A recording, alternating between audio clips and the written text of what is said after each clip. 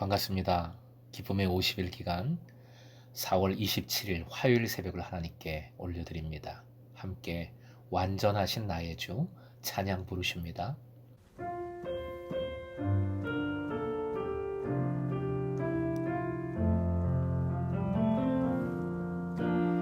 완전하신 나의 주 의의 길로 날 인도하소서. 행하신 모든 일 주님의 영광 다 경배합니다.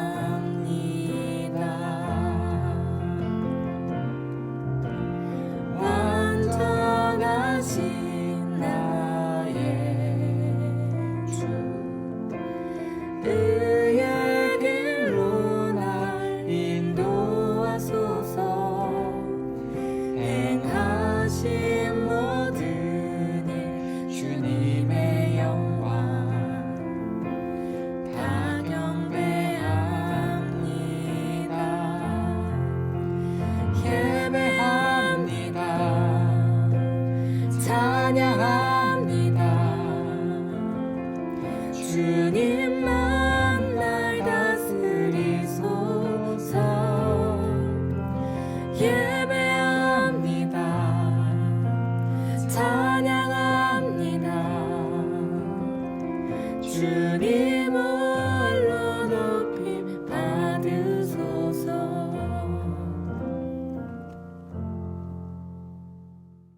오늘 허락하신 말씀은 창세기 4장 1절에서 5절까지의 말씀입니다.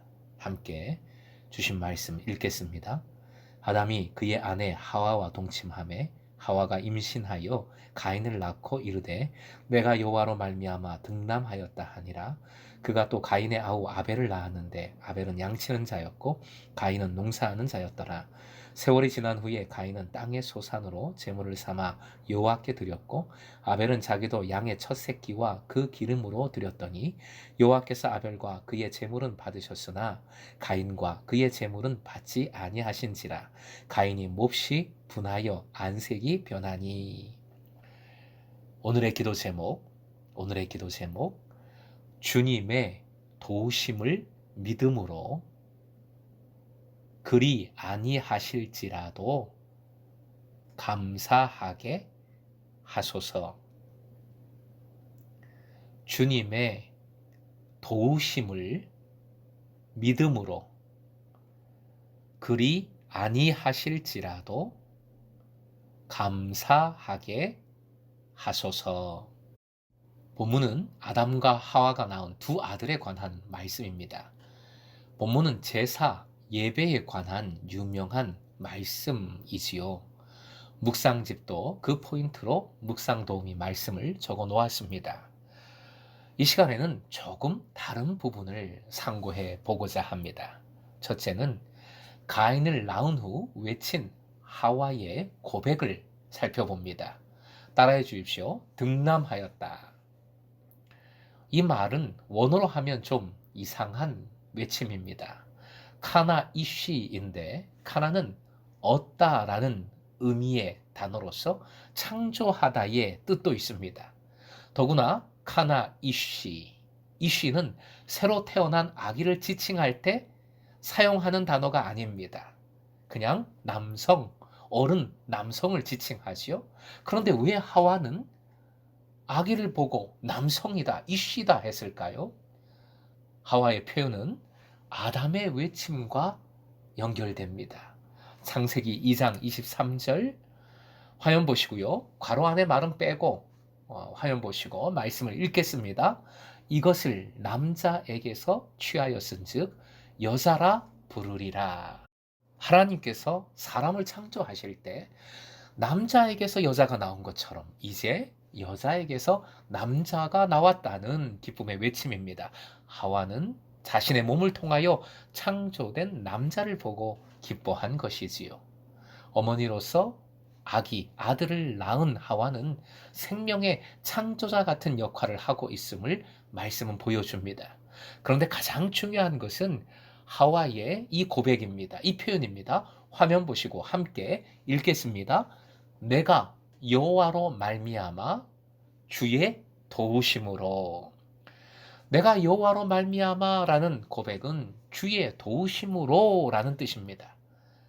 부모만으로 자기 힘만으로 아들을 낳은 것이 창조한 것이 아니라는 고백이지요.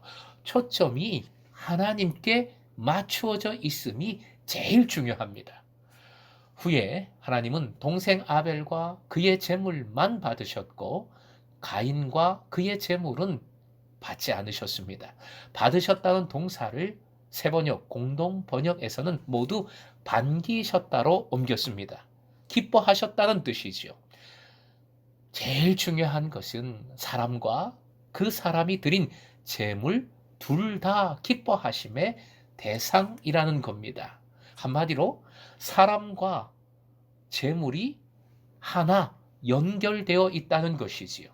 수십억을 헌금해도 그 사람의 삶이 하나님 앞에서 올바르지 못하면 하나님 기뻐하지 않으십니다. 아무 소용이 없는 겁니다. 결국 가인은 하나님의 기뻐하지 않으심에 대하여 분노했습니다. 벌겋게 타오르다라는 의미의 원어가 쓰일 정도로 가인은 경노했습니다. 정확한 이유는 알 수 없지만 가인과 그의 재물을 하나님께서 기뻐하지 않으셨고 그에 대하여 가인이 격분했음을 기록한 성경은 우리에게 알려주고 있습니다. 뭐를요? 하와가 가인을 낳았을 때 하나님께서 도와주셨음을 알고 믿고 감사했던 그 믿음이 정작 가인에게는 없었음을 말입니다. 또한 제사를 드리면서도 가인은 철저히 하나님 중심이 아니라 자기 중심이었다는 것을 말입니다. 이제 우리는 어떤 상황에도 오직 주님의 도우심을 신뢰하여야 함을 말씀은 가르쳐주고 있는 것입니다. 가인이 주님의 도우심을 알고 믿었다면 당연히 하나님께서 그와 그의 재물을 기뻐하셨겠지요. 그럼에도 하나님께서 아무런 이유 없이 그와 그의 재물을 기뻐하지 않으시고 거부하셨다 하더라도 가인은 믿음을 가지고 있었다면, 주님 중심이었다면 결코 분노하지 않았을 겁니다. 그리 아니하실지라도 감사했을 겁니다.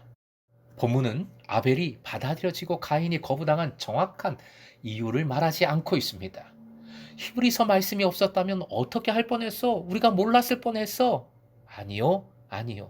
구체적인 이유를 말해주지 않음 그 자체에 사실은 큰 영적 의미가 있는 겁니다. 왜요? 우리의 인생이 그렇지 않습니까? 우리가 구체적인 이유를 다 알고 삽니까? 사실은 하나도 모릅니다. 왜 간염 질병으로 1년이 넘게 고생을 하고 있습니까? 왜 내 자녀에게 그런 문제가 생겼습니까?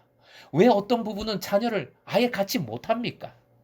왜 이런 고난을 겪는 겁니까?